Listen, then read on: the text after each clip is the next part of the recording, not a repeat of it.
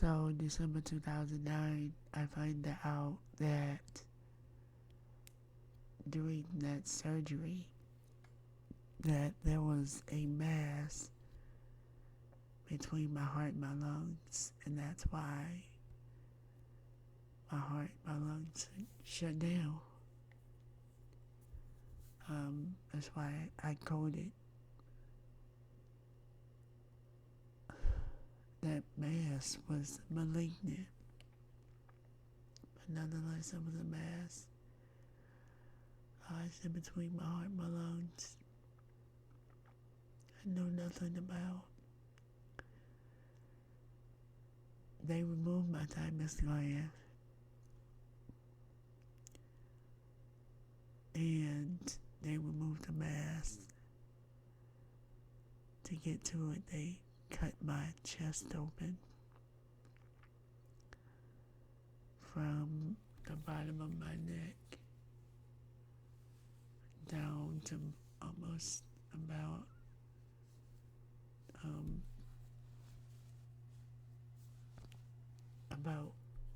mid chest, a little bit below my breast. And then there was another incision of where they had to put a tube in for drainage. I went through that surgery successfully. I went in it with peace. I didn't know how major the surgery would be, though. It's like when they told me what they would be doing. And I had a great doctor. She was actually excellent at LSU. She was so patient with me. She answered all my questions. I do remember how nice she was. But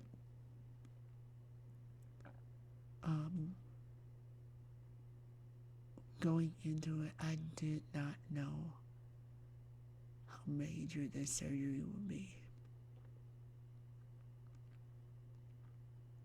The gravity of it hadn't hit me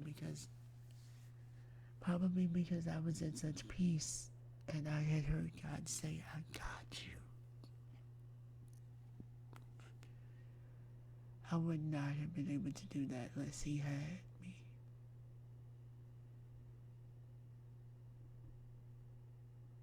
So, I finished the surgery, and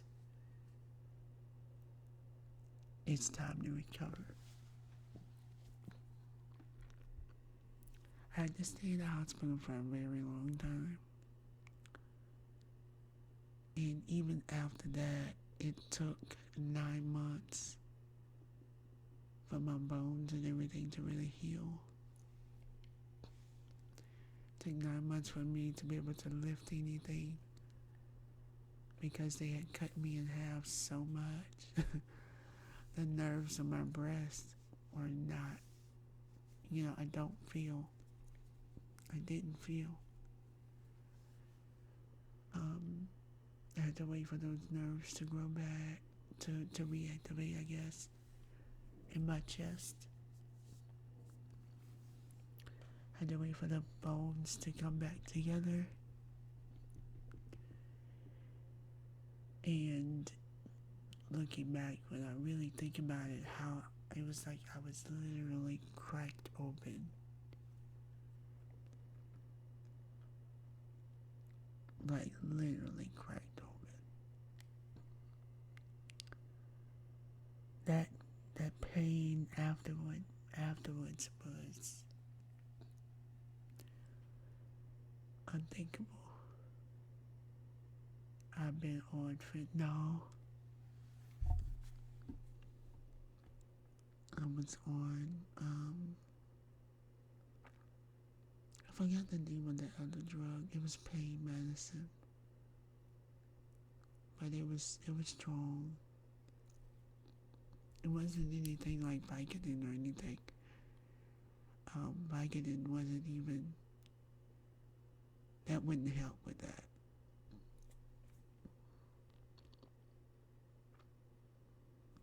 Vicodin would be like putting a band-aid on a gunshot wound.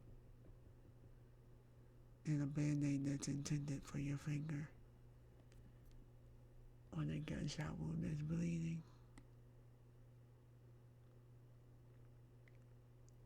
But it was fentanyl and something else. But anyway,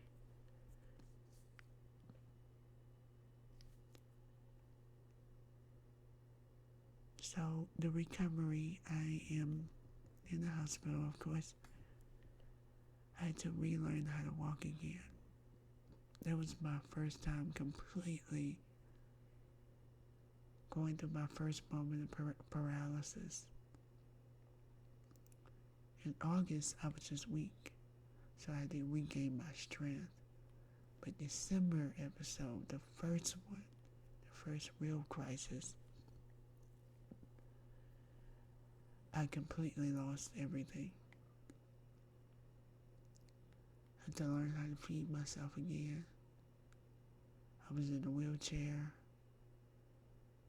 I had to learn how to stand, how to walk. Couldn't do my hair. I had beautiful hair too. Strong, healthy hair.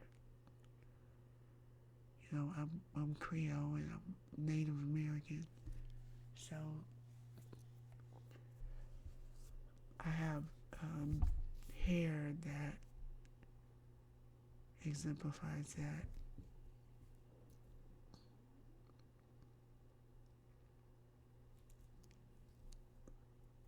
My skin was always vibrant and clear, but my skin tone had changed. I was dark. I would get these rashes on my face, these abrasions, like these, where my skin, it looked like eczema on my face. I never had eczema. When I was on life support with the tubes,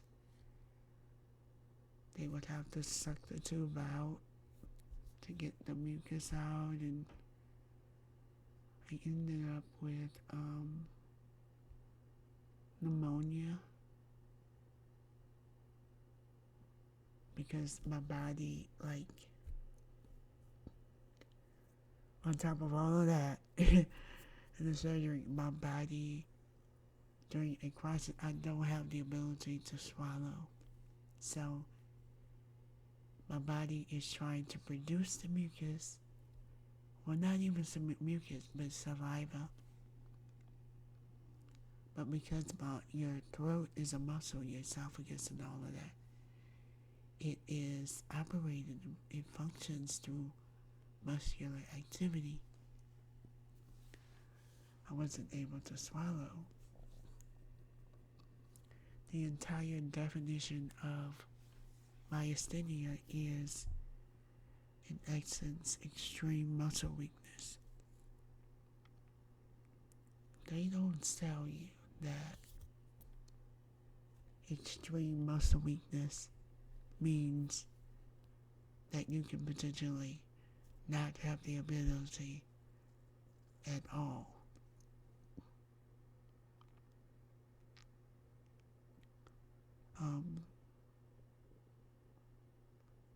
So I don't know if extreme is the right word, because I lost muscle function completely.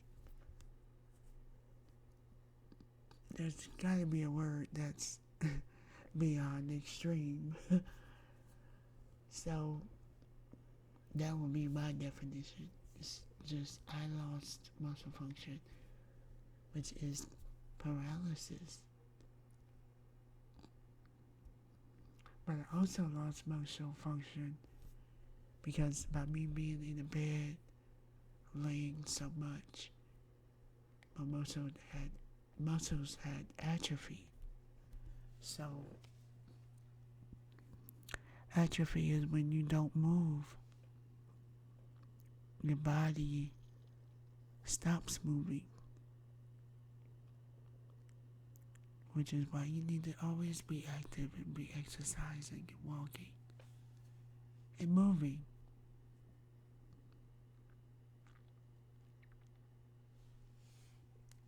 So that your body continues to function properly. But I'm trying to recover, trying to learn how to eat again, learn how to walk again, learn how to get myself back on track. I spent about 40 days doing that. And then it's time to be released.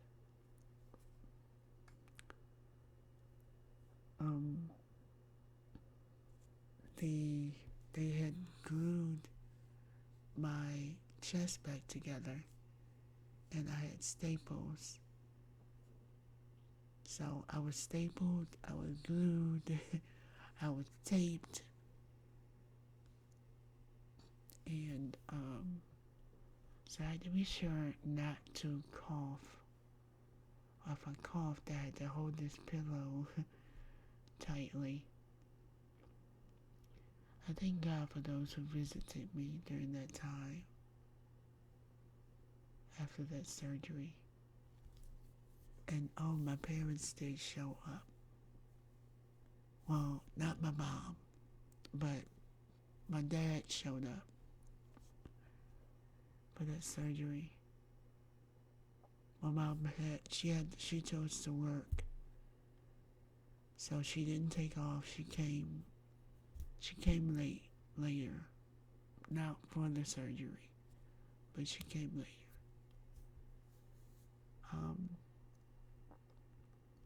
I spent Christmas in the hospital. That was the first holiday I spent in the hospital, first of many.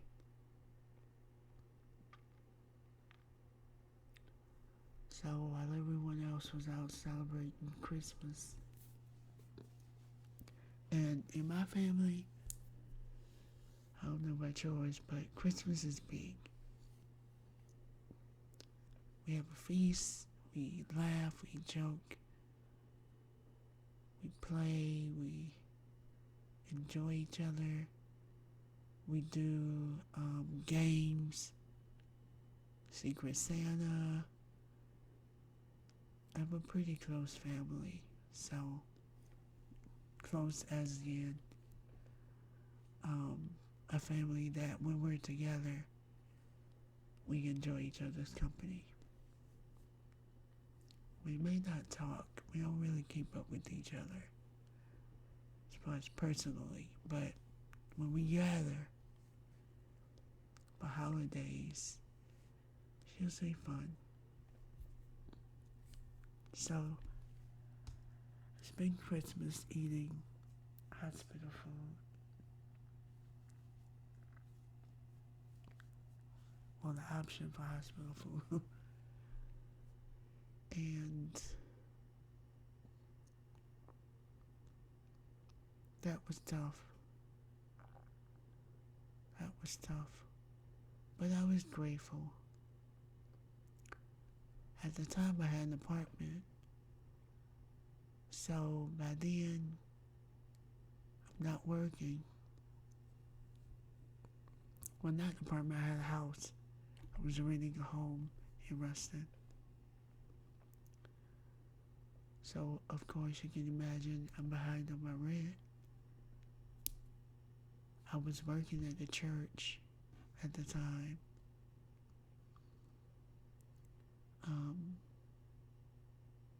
So I wasn't getting paid.